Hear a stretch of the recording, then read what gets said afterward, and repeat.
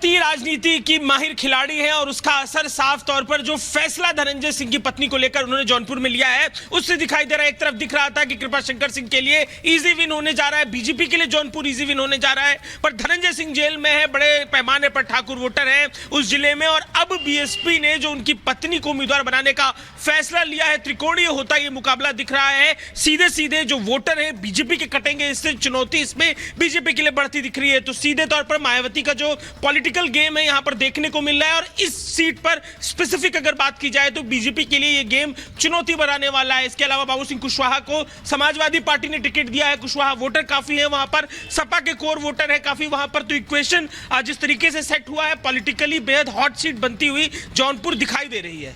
अजय, अगर जौनपुर की बात करें तो श्याम सिंह यादव थे वहां से, अब उनका क्या होगा? क्योंकि पहले वही सांसद थे, उसके बाद अब टिकट कटा, उम्मीद कहीं और से थी, कहीं टिकट मिला नहीं, और अब ट्रायंगल फाइट वहां हो रही है।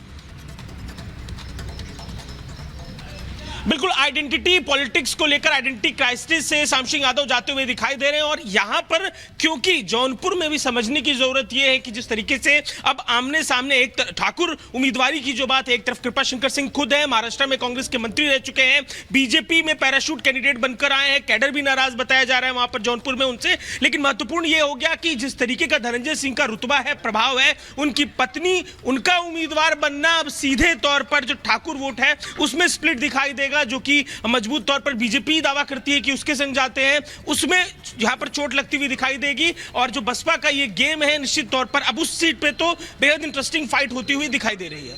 बिल्कुल, बहुत बहुत शुक्रिया अजय हमारे साथ जुड़ने के लिए, तमाम जानकारी देने के लिए। इसी बीच एक और बड़ी खबर आपको बता दें, चुनाव से पहले चुनाव आयोग का बड़ा एक्शन सामने आया है। 4600 करोड़ की जब्त किए हैं चुनाव आयोग ने, ये बड़ी खबर आपको बता रहे हैं।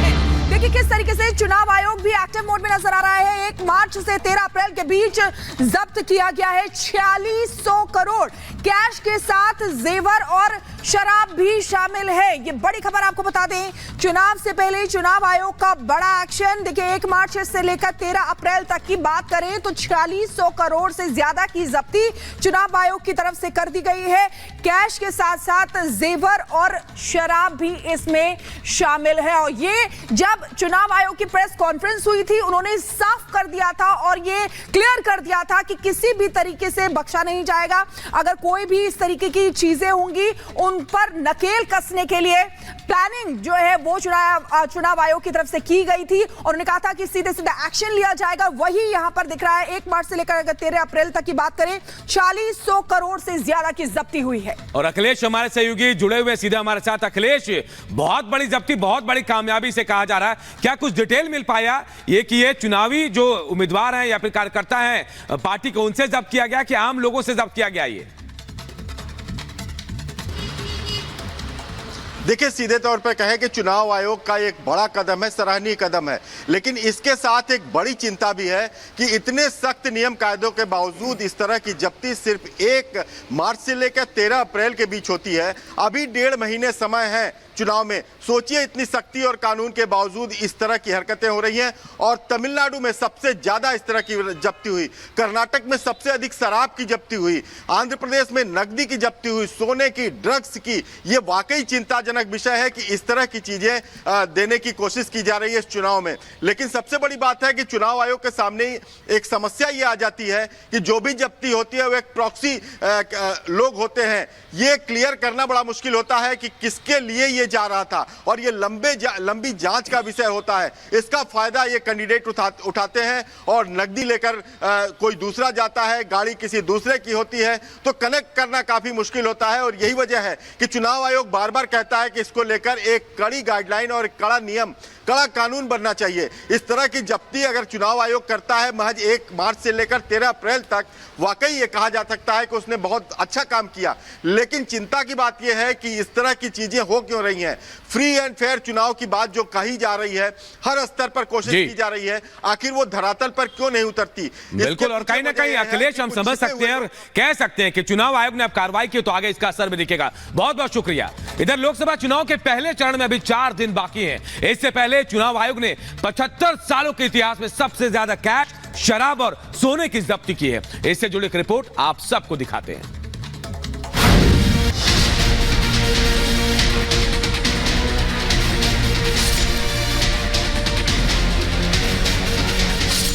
गरीब की थाली में पुलाव आ गया है, समझो देश में चुनाव आ गया है। सियासत पर तंज कसने वाली ये लाइनें जिसने भी लिखी हैं, उसकी मंशा के पीछे है वोटों की खरीद फरोख्त करने वाले वो लोग जो लोकतंत्र को बदनाम करते हैं। इन्हीं लोगों के खिलाफ चुनाव आयोग ने अब ऐसा एक्शन लिया है कि अब उन्हीं लोगों के लिए लाले पड़ गए हैं, क्योंकि लोकसभा चुनाव से पहले 1 मार्च से 13 अप्रैल तक चेकिंग के दौरान देश भर में 4,658 करोड़ रुपए जब्त किए गए हैं।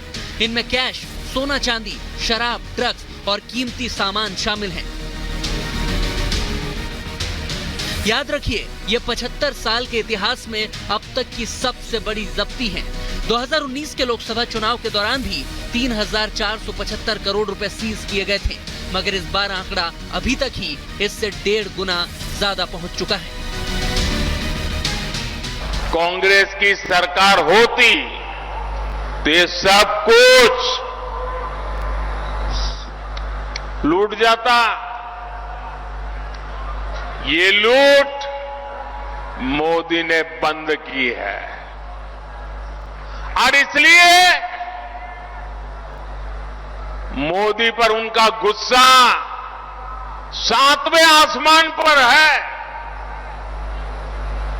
और इसलिए कुछ भी बोलते जा रहे हैं। और जब मैं कहता हूं, जब मोदी कह रहा है भ्रष्टाचार हटाओ, तो वो कह रहे हैं भ्रष्टाचारी बचाओ। आप मुझे बताइए साथियों, भ्रष्टाचार हमारे देश के लिए विनाशक है कि नहीं है? आपके लिए विनाशक है कि नहीं है? भ्रष्टाचार खत्म होना चाहिए कि नहीं होना चाहिए? इस देश को भ्रष्टाचार से मुक्ति मिलनी चाहिए कि नहीं मिलनी चाहिए? आयोग ने बताया कि 1 मार्च के बाद से जब्त किए गए सामान में 2068 करोड़ रुपए के ड्रग्स, 1142 करोड़ रुपए के मुफ्त में बांटे जाने वाले सामान, 562 करोड़ रुपए की कीमती धातुएं, 489 करोड़ की शराब और 395 करोड़ रुपए कैश शामिल हैं। यानी हर दिन करीब 100 करोड़ रुपए सीज किए जा रहे हैं। कर्नाटक में 345 करोड़, पंजाब में 192 करोड़, असम में 141 करोड़, मध्य प्रदेश में 103 करोड़ की जब्ती शामिल हैं। अभी रुकिए, खत्म नहीं हुआ है, क्योंकि ये भी जान लीजिए कि तेलंगाना से 126 करोड़, अरुणाचल से 5 करोड़ 88 लाख और जम्मू कश्मीर से 4 करोड़ की जब्ती की गई है। मतलब इतना पैसा और सामान मिला है जो चुनाव में खपाने की तैयारी थी। 2024 की जनवरी से 13 अप्रैल तक कुल 12,000 करोड़ रुपए से ज्यादा का सामान बरामद किया गया है। काश ये पैसा खरीद फरोख्त की बजाय विकास में लगता तो आपका और हमारा कितना फायदा होता। Bureau report, Republic Bharat.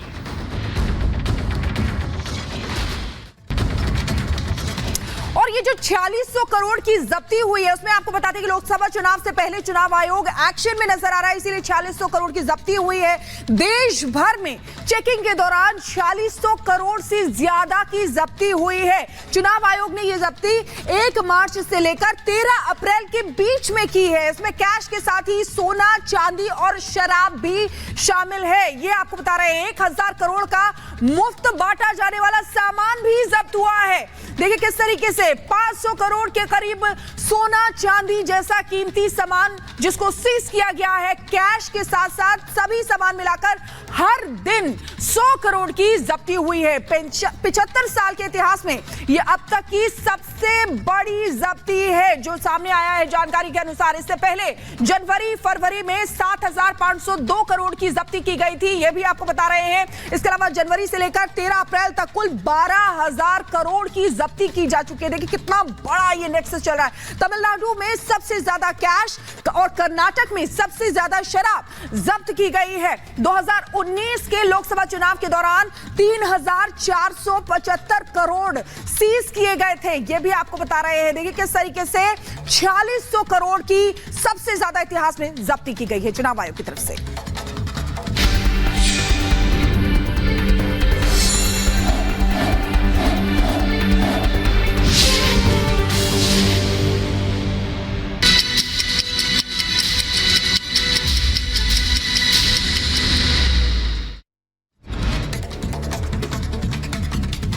UP के बागपत में दबंगों ने एक युवक की बेरहमी से पिटाई की। दबंगों ने युवक को दौड़ा कर बेल्ट से पिटा। पिटाई का वीडियो सोशल मीडिया में वायरल हुआ।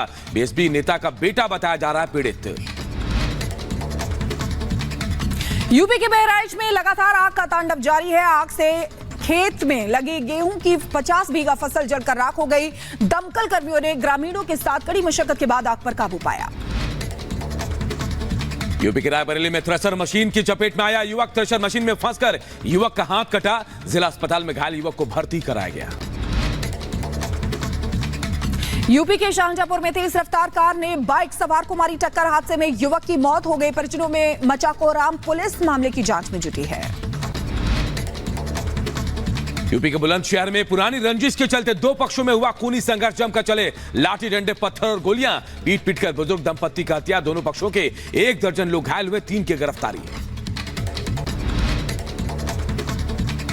यूपी के बुलंदशहर में भूमाफिया सुधीर गोयल की संपत्ति कुर्क की गई है। पुलिस ने मुनादी कर 5 करोड़ 13 लाख रुपए की संपत्ति कुर्क की। 2 प्लॉट, 1 कोठी और 12 निर्माणाधीन फ्लैट्स को भी कुर्क किया गया। उत्तर प्रदेश के अंबेडकर नगर में मतदाताओं को किया जा रहा जागरूक। जिला निर्वाचन अधिकारी ने मतदाताओं को अपने मताधिकार का प्रयोग करने की अपील भी की है। यूपी के अंबेडकर नगर में अपराधियों के खिलाफ चलाए जा रहे अभियान में 3 बदमाश गिरफ्तार हुए हैं। अपहरण मुकदमे का वांछित आरोपी भी पुलिस के हत्थे चढ़ा है। यूपी के झांसी में 3 दिन से लापता मासूम का शव गड्ढे में मिला। परिजनों में कोहराम मचा। मौके पर पहुंची फॉरेंसिक टीम छानबीन में जुटी। फिरोजाबाद के 2 थाना क्षेत्रों की संयुक्त कार्रवाई से मिली पुलिस को बड़ी सफलता। आईपीएल मैच के दौरान सट्टा खेलते हुए 5 अभियुक्तों को गिरफ्तार किया है।